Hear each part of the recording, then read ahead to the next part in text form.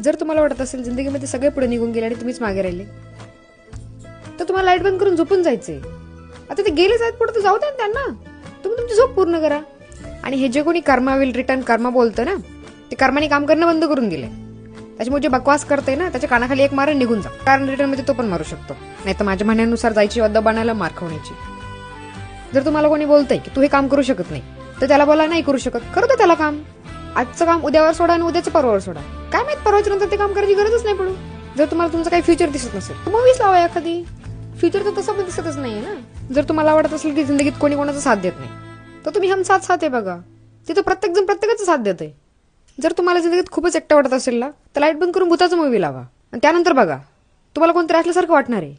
जर तुमचं मन उदास असेल तर तुम्ही वाटेमाटेने हसायचंय. ते मन उदास आहे, त्याला काही कळत नाही, त्याला अक्कल नाहीये, पण तुम्ही तर हसत राहा. बरोबर आहे की नाही? आणि असेच जर मोटिवेशन तुम्हाला पाहिजे असेल तर मला फॉलो करा. थँक्यू.